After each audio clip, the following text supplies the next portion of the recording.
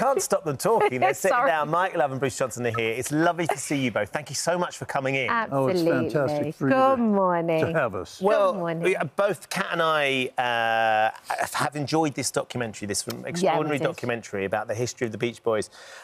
There was so much in there that I didn't know. Like, we all across your music, we all loved your music, but the history of the band is the ups and downs, and there's been a fair few downs along the way, Mike, that I think is so compelling to watch. Yes, it's really revealing of the dynamics and everything that went on, good and bad, with the Beach Boys. And Disney has done a phenomenal job. Disney Plus is going to air it, and it's just it's so wonderful because we have a Genesis book and a Disney documentary, and so we've never been as happy or as thankful for all the attention that our lifetime of music is. We've got it all going on still. We're so blessed. Yeah. It's the longevity of the band. Like, my boys are 6 and 8, and they sit in the back of the car singing Beach Boys. Like, to be able to span that many generations,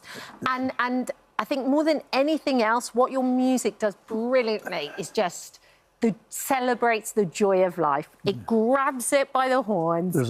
There's a psychologist in Sheffield, England, that tested with 2,500 people from this perspective of which songs make people feel the best. And Good Vibrations came in at #1. And there's a Bob Marley in there, and there's a Pink in there, and there's Earth, Wind and Fire had September. #1 and #8 was I Get Around. Not bad stablemates. Not bad. Not bad stablemates. There's a lovely bit in the documentary where you're talking about the writing of Good Vibrations as well, and how you wrote the lyrics to Good Vibrations, essentially in the car on the way to record the song. While driving an XKE to the studio. Amazing. Yeah, and I dictated it to my then wife, Suzanne, who's mother of Christian, who sings with us now, and my daughter Haley, and she has better writing than me anyway. So I said, you can't write and drive as well, though, by the way. I love the colorful clothes she wears, etc. And got the studio, handed it to Brian. He liked it. He handed it to Carl, who sang the lead, and I came in with I'm picking up good vibrations. She's giving me the excitations. Yep. It's just magical. It is. And Bruce, I mean, you're a happy accident almost when you joined the band. Now, wait a second. We're not talking about his childbirth. When I joined the band, Glenn Campbell was filling in for Brian. He wasn't available because he was becoming Glenn Campbell. So we needed someone else to fill in, I guess, for Brian. Mike called me. So who do you know? I called 12 people. I said, time's running out. Why don't I just show up?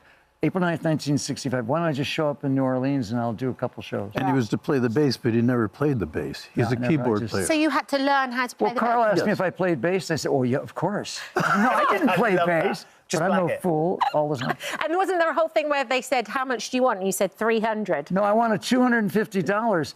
And so I got a check for $3,000. I said, I think I need this job instead of working at Columbia Because they paid you $250 every day. You were like $250. I thought it was for the whole thing. Amazing. I was barely 21 years old, so I thought it was pretty cool. There's watching the evolution of the band as well, though, Mike, from where it starts to the family and Bruce joining and where it goes to, and this extraordinary battle that there was that I wasn't aware of, and watching the documentary was gripping, between you and the Beatles. I didn't realise there was this sort of raging thing about who was the biggest band in the world. But when you got to the UK, all the fans over here voted you guys #1. Yeah, these guys were. New Musical Express did that. Emmy Award. On the strengths of Good Vibrations going to #1 in 1966. So, but there's been nobody more successful than the Beatles. Of course. The McCartney and crew, but the most interesting thing for me was to be in India with Marishi's invitation. And all the Beatles were there. And so you were there together? Wow. Yes. George Harrison and I had our birthdays in India in spring of '68. Wow. Yeah, we're both Pisces. So, wow. Because I bet that was relaxing. It was amazing. We were meditating for hours at a time. They were doing a lot of music. Yeah. Back in the USSR, Paul came to the breakfast table saying, listen to this, Mike, playing from Miami Beach, Wow. And, it was a fascinating time. And Bruce, you played the Beatles' Pet Sounds. Here's what happened. Is that right? I came to England for a week of promotion.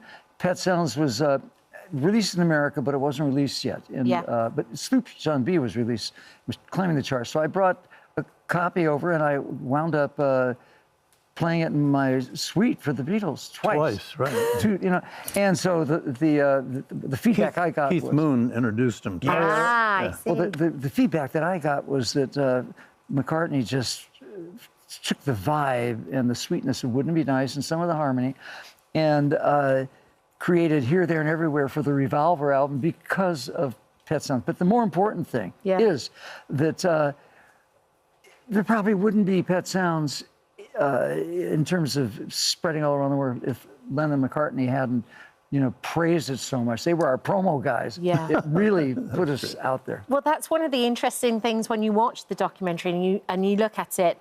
There's a guy in there talking about the two bands and how actually it wasn't really a competition. You almost made each other better by listening to each other's There music. was a rivalry, but it was a mutual admiration. Yeah. Yeah. We went to see him in Portland one time, and John Lennon's voice was out, and he says, "Oh, my voice is out, and when we get to this part, shake your heads, the girls will scream." And nobody care. And we talked about girls and cars. Yeah, it's funny. Yeah, because Harrison was into cars. Yeah. There is also a lovely bit in the documentary, and it's right at the very end when you all get back together. And you know the beach. I You know know the exactly beach. the Yes. beach. They do a great breakfast there. I don't know if you knew Paradise Cove was the site of our original album I cover did in know that, yeah. 1962. Yeah. So it was so lovely to get you all back there. That was great. With all the stories that had been talked about. What was that moment like? It was sweet.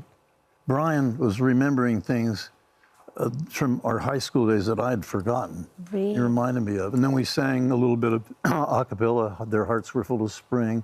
We sang some Fun. We sang some Barbara Ann. That was, and it was just very sweet. That was a true, it showed the true love between us. Yeah. How is he doing? Because we know that there's been some news recently. He's not been well. Well, I mean, how's that all going? Well, he needs special care, and we hope that, his family and he have made the decision to do a medical thing. Well, look, Conservatorship. I don't want to get into that too Sure. much, except to say that we wish him the best for he and his family, and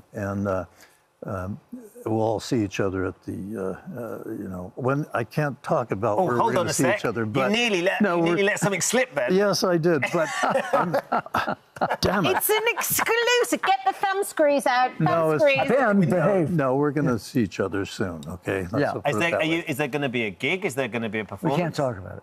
I don't, That sounds we don't- have to definitely like shoot there's going to be a myself. gig and a performance. Do I need to book a table at the No, Paradise Cove? no, What needs to happen? Just give a No, we're spotlight. just so thrilled that we're all celebrating so many years. 6 decades? Yes, 6 6 years. We've had a few questions from our viewers.